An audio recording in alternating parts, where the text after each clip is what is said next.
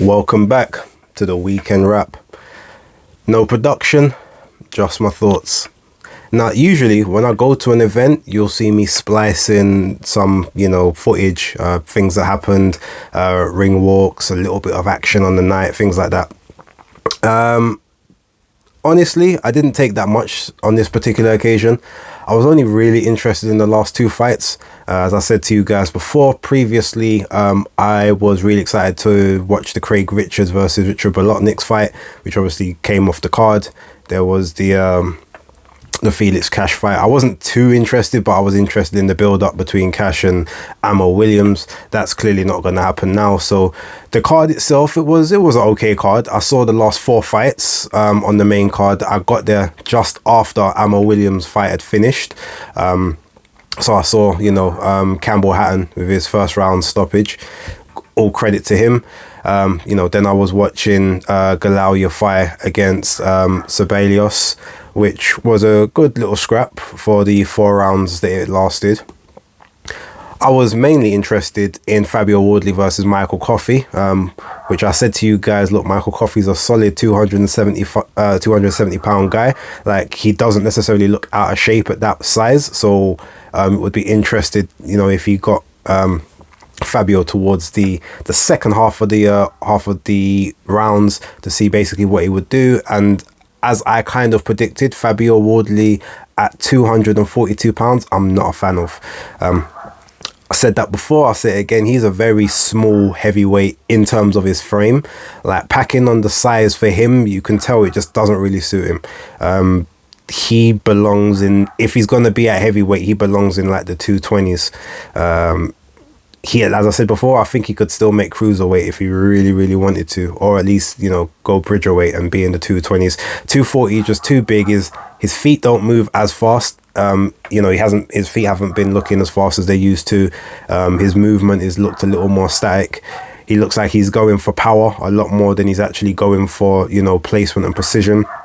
And I just think that when he starts going, not necessarily up the levels like world levels and stuff, but just even up the current levels of people he's fighting, his heart and grit isn't going to get him out of every single situation that is occurring. And that's kind of what my issue is. But that being said, he was doing quite well against Coffie. He landed quite a good few shots in the first couple rounds. But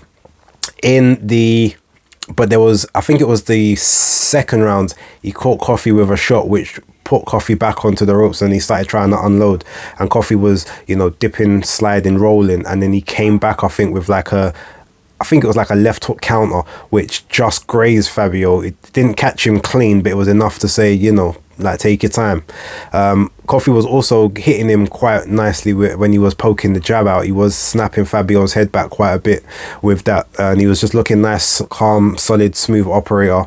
Now, I knew that Fabio would, get his shots in, but I've seen Michael Coffie enough times to know that, number one, he's durable, but number two, he never panics. If he gets hit, he's calm under pressure.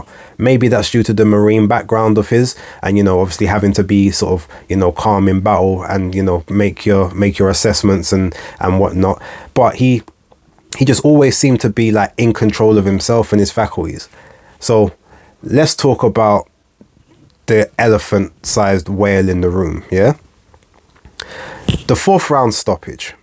Now, outside of the fact that when I put a bet on, I actually put a bet on for Fabio to win by points. You guys saw in my preview video, I said that, Coffie is durable, he'll go rounds. It'll be, I think it was going to be about Fabio having to manage the rounds after the initial half, especially with all the leaning and whatnot. Well, we were robbed of that. And this is probably one of those times where there's not one person that has said, the referee, maybe they was right to stop it, or you always want to stop it too early rather than too late. No, on this occasion, you just leave it alone.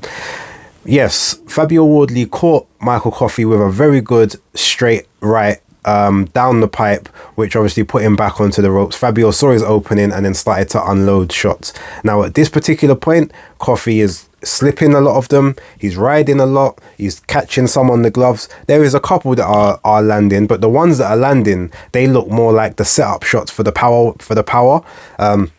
So if you imagine you throw like a really hard right and he blocks that one, so then you come with a bit of a left. You're not even really that left hook. You're not even really on planted feet digging, but it's just there sort of, it's there to catch the guy, to maybe change their attention, so that then you come back with the right hand, or or the right hook. That was a lot of the shots that maybe Coffee was getting caught with. They were very small shots. They weren't that powerful. His eyes were totally clear the entire time.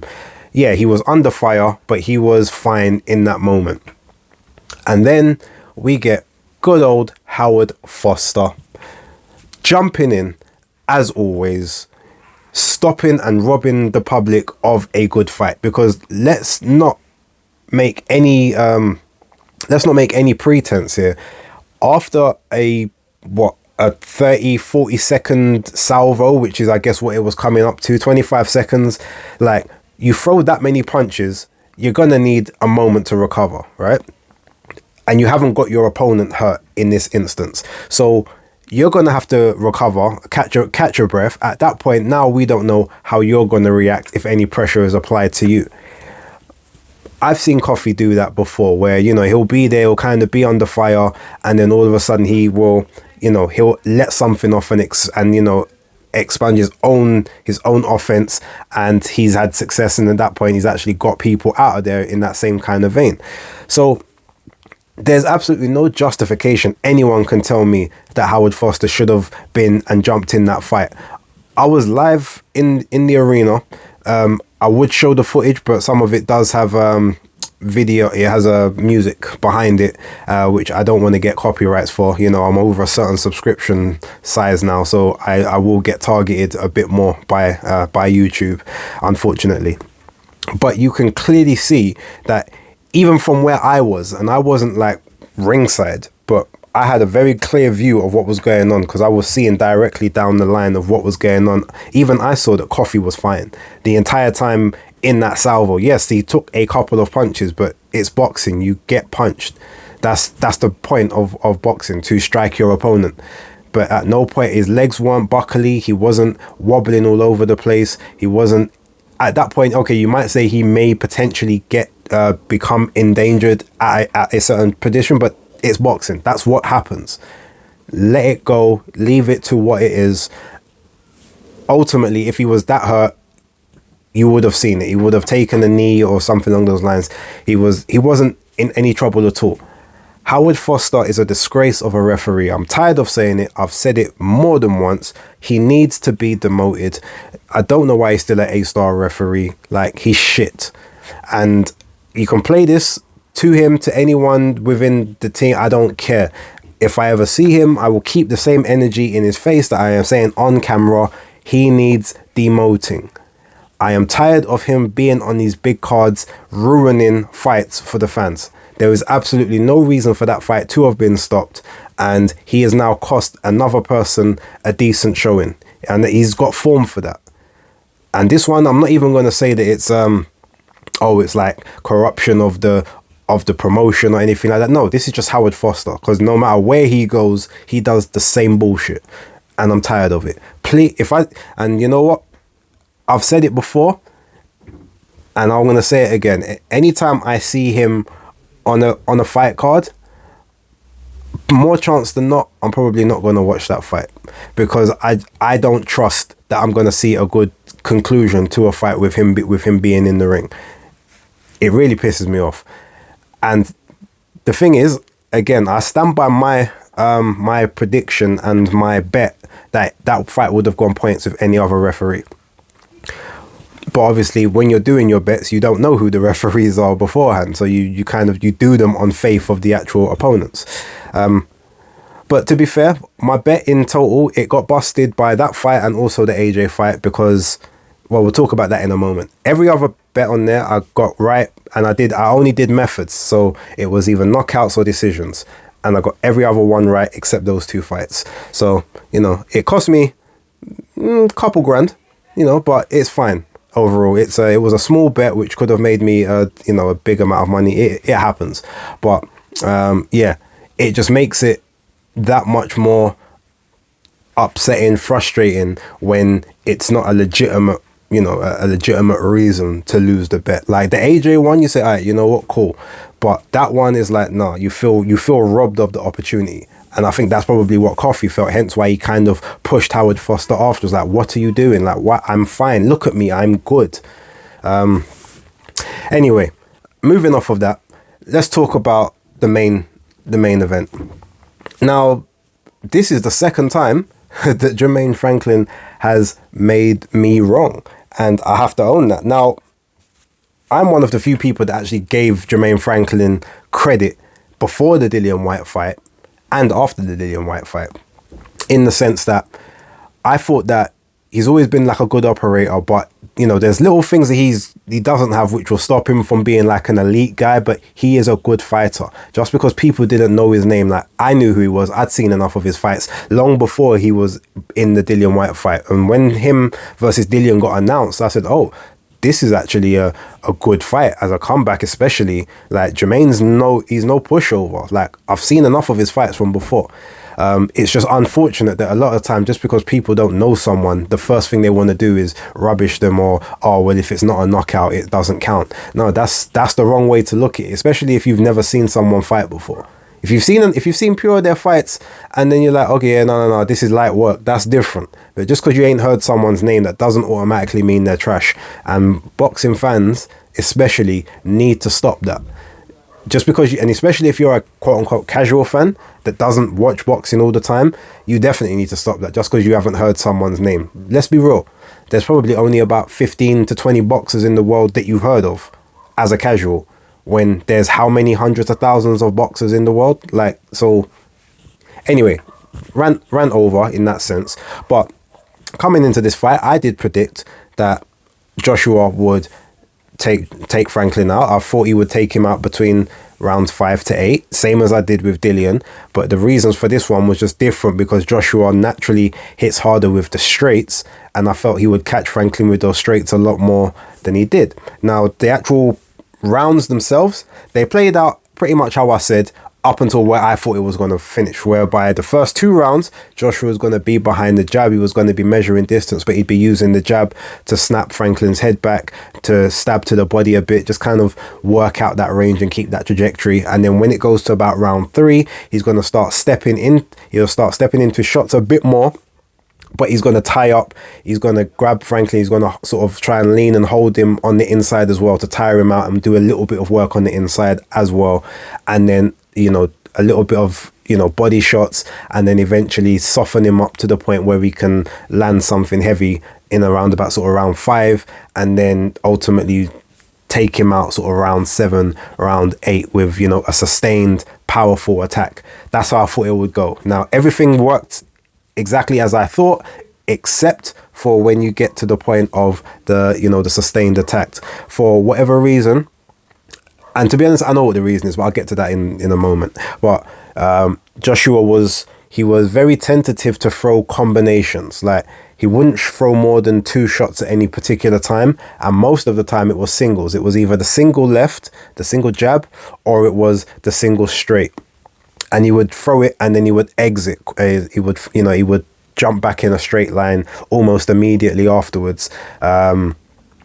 Purely because Jermaine Franklin being a counterpuncher, he's obviously, I definitely think that the scarring is there still from the Andy Ruiz fight. He clearly sees that these guys who have got a chin, or someone that can actually take a good shot, and they don't even cover up or defend it, they literally take the shot and then just swing back at you straight away. That's clearly what he's got in his mind. Is the last time I was in with someone like that, I remember what happened, and I don't want to be in that position again. And I think that's one of the main issues as to why he's just not being as effective as he could be. Another reason is ultimately, I just don't think he does well with shorter guys. There are some tall fighters that are brilliant against small guys, whether they do it illegally, like Vladimir Klitschko and Alexander Povetkin, or like Deontay Wilder, who's one of the shortest people, against maybe someone like a Spilker, for instance, like a 6'2", 6'3" type guy, where they can just sort of line them up and use that and just use a straight right on them. those, some people do very well, or even like a Joe Joyce is quite good with shorter guys as well as like bigger guys as well. But there's some people that really excel in using their height and their reach against the smaller opponents, and then there's others who just can't seem to get it, and it just doesn't really work for them. And Anthony Joshua, I feel, is one of those types. He just can't seem to get his range. He can't seem to keep the relevant distance, and he just doesn't. He wants to fight with hooks more than straights as a tall guy, and that obviously makes you that drops you down closer to someone else's level and keeps you in their range to attack, as opposed to being able to stay on the outside. Lennox Lewis was brilliant at fighting smaller opponents and keeping his distance and being able to to keep them where he wanted them and take them out as and when he chose. So yeah, in terms of his performance, I think the performance itself was pretty good. When I say pretty good, and I mean pretty as in like a 6. A 6 is acceptable. 5.5, 6.5. Like, he landed a lot of very good shots. He just didn't follow up on them. His gas tank was very good in this fight. There was no point where he looked like he was gassing. Now, yeah, he didn't throw any big combinations for us to see if that was maybe one of the issues, but the gas tank looked very good throughout all of the rounds. It didn't like he had to take any rounds off. He got hit a couple of times. Every time he got hit, he never looked buzzed. He was able to step in and nullify Franklin from being able to attack on a second phase, which was, that's the mark of a good defensive fighter, to stop a secondary wave after the first wave. And Franklin, on the other hand, I think we just need to accept at this point that he's got a chin. Now, I always said he was durable, and I knew that from before, but I didn't realize he was that durable, because he did take some clean shots. He got hurt to the body on a couple of occasions, and I think maybe AJ could have used that killer instinct and jumped in on him at that point. But yeah, I just think after a certain point, I think he just thought that Franklin, even if he was hurting him, he just didn't trust that he was hurt enough, because Franklin is very good, from what I've seen in the last couple fights especially, he's very good at recovering quickly, but stopping you from being able to affect him on, again, that second wave. He's hurt momentarily, and then he swings back to make you stop throwing, or he jumps in and manages to stop the attack momentarily, and then all of a sudden he's good again. Like, within a couple seconds, he seems to be able to shake off punches. So he's definitely the kind of person that you're going to have to throw combinations against in order to really get a sustained, a knockdown, a KO type victory. I don't think he's going to be one of those that you beat with a one shot. He just doesn't look like that type of guy.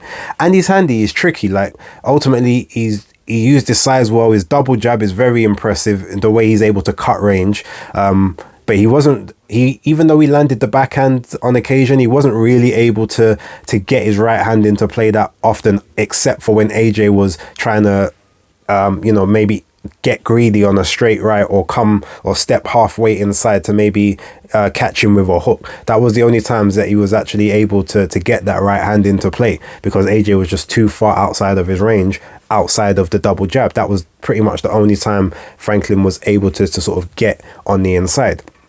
But he's a good operator, and no doubt he's probably, on one hand, he might not get the necessary fights that you would expect him to get after this, because people might say he's a bit too much of a risk and we're not really going to gain much out of it. But then on the other hand, if you've got like the up and comer, or the guy that just needs, or maybe you might have to find someone for like a final eliminator or an eliminator he's a good credible opponent that now you can sell some tickets with, because he's not trash. Like, no one can't really look at Jermaine Franklin and say, oh yeah, this guy's shit. Like, why are you not doing it? Like, yes, we all thought the knockout should come. We all expected the knockout. But at this particular time, this isn't me giving AJ any passes. This is just me putting a bit more respect on Jermaine Franklin. Like, while I knew that he was a good opponent, and I thought he was a fine match, obviously everyone knows that I predicted this fight was going to take place. I thought that the KO was almost inevitable because of the way he defends. Like, he gets caught, but again, the one thing you don't always account for is a person's chin, or their heart, or their will, and his will is strong and his chin's strong as well. a good fight for him, you know, might end up actually being someone like a Joe Joyce. Like, I think Joyce would definitely stop him because he would just be relentless throughout. But chin versus chin, like that in itself, I think would actually be a very fun fight for maybe 7 or 8 rounds, 9 rounds. But yeah, like I said, I'm not gonna trash Anthony Joshua in terms of this performance. Like, it was fine, it just wasn't, I guess, what everyone wanted. Looking to the next steps, like I said initially that I would like to see the Dillian Whyte rematch and then the Andy Ruiz trilogy. I've sort of changed my mind on that a little bit. The Andy Ruiz trilogy, I feel like it needs to happen, but again, because of his height, AJ doesn't do well with those guys. It's not going to be that entertaining of a fight because he's not going to go in the trenches with it. It's not anytime soon anyway. So it's going to be a jab and hug fest, you know, more like what happened in the second fight. So I don't really want to see that yet. That maybe can come down the line towards one of, you know, the end, you know, sort of the very last fights. The Dillian Whyte fight can still happen either next or even at the end of the year, to be honest. You can do that in December. You let Dillian have a fight, you know, a fight first, and then you do that sort of November, December time. My fight, I actually want, and I've seen a couple other people say it, but I was thinking it before I saw their video, so I'm not taking their advice on it, but Jarrell Miller. I said it before, that fight still sells. Like, Jarrell Miller would talk up that fight. He's been talking since the Lucas Brown. I feel like that's a good fight. In terms of a safer option, someone that's there, that's going to be there to be hit, and, you know, that you can really sort of exercise some of those demons with, is Jarrell Miller. He'll talk it up. It will be enough that people will be interested in it. They'll remember the old stuff. I think AJ and Eddie Hearn still have the gloves are off from before. They might be able to use some of that footage in the promotional in the promotion of it as well. That fight to me makes sense. I've said I want AJ to forget Fury, forget Wilder, forget Joyce. These fights for this year, be active. You got your new training team, embed yourself into that team, have your 3 fights that you've said, whatever those 3 fights are. I understand that the Zone might want certain fights because ultimately, look, he's on a very big contract, he's got shares and all this other stuff. But if you want this guy to be your monster of your, you know, of your partnership or whatever, then ultimately you need to make sure that he's in fights at the moment that can make him, number one, look good, that he can get these quote-unquote highlight reel knockouts, which is what we've always been sold on, which then hype up the big fights. And ultimately, I'm talking about 8 months. For the next 8 months, you let him have 2 more quote-unquote knockover jobs, walkover jobs. Next year, you have another 2 or 3 fights, and you make sure those opponents are better, and then maybe you look at the world title next year. And then after that, the following year, potentially, you have the big 2. Or whatever, however you want to play it. Like, to me, that's the most sensible option. If Fury versus Usyk happens November, December time in the Middle East, for instance, as a lot of us are expecting it potentially could happen, no matter who wins that fight, those belts are getting scattered afterwards. They're only going to hold on to maybe 1 or 2 of them. The other 2 are up for grabs. You tell me AJ has another 1 or 2 fights at that same time, he will be right up in those mandatory positions. He can campaign for a vacant belt, and then he can have the big fights in 2024 and 2025. For this year, focus on activity, focus on embedding in the camp. And if you need a fight that's going to garner some, you know, like I said, some press, some interest, some intrigue, it's the Jarrell Miller fight. Make that fight next. Then whatever fight he has towards the end of the year, people will be happy with it because he's been out 3 times and he gave you one, and he gave you a good solid scrap at that in that same instance. So yeah, that's my thoughts on that. In terms of the Top Rank card, I haven't actually been able to watch it yet. Full disclosure, I was more interested in watching WrestleMania last night, and my WrestleMania Saturday was an amazing event. But yeah, I'm gonna watch the Top Rank card by the time I'll do the breakdown on Tuesday with Tony for Undefeated Podcast channel. So I will give you my opinion on those. But all of the predictions that I made on my bet, which I may show in the corner if I can be bothered, I got them all right. It was Jahi Tucker by decision. It was Tiger Johnson by decision. Robisi Ramirez by decision, and the other guy who was the co-main, whose name is escaping me, I said that would be a decision as well. So I got all of those right, and then I got 2 of the Matchroom out of the 4 that I bet on there as well. So yeah, apologies I haven't given you my thoughts on those fights, but yeah, there was something more garnering my interest, so that's what I decided to watch. I'm gonna be watching WrestleMania Sunday tonight when I come back from the gym and whatnot. Decided to take a chill day today. It's been a long week, but yeah, look, I'm gonna leave it there. Thank you very much for watching. Also, I will be starting a TikTok. I was ordered to do so by October Red, but I'm gonna have TikToks and shorts, daily shorts called Base Predicts, which will be a bit of a play on the whole, you know, me predicting the Jermaine Franklin fight, and also some other things, and predicting that Usyk and Fury wasn't going to take place April 29th and other things like that. So there's quite a few. There's one that I'll tell you now. It's in one of my previous videos, but I will start it with that. But for you guys who watch this, I'll let you know just instantly. It's basically me saying that Ben Shalom will not be around at Sky within sort of the next 3 years max. I think I gave him 3 years maximum. And from some of the inside information and things that I've been seeing thus far, it already looks like that's going to take place. But I've predicted that about 2 months ago. So I'll take the snippet from that video and I'll put that up as a short, and yeah, we'll be moving forward with the TikTok and the shorts. I'll be doing probably 1 or 2 of them a day for you guys to see on the channel, as well as the videos coming out. So yeah, I'm going to be trying to get a lot more active. Again, all the new subscribers, keep sharing, keep liking. If you're just watching generally, please just subscribe, and yeah, we'll take it from there. But for right now, I'm going to relax for the rest of this evening. So thank you very much, and that's the weekend wrapped up. I'll catch you on the next one.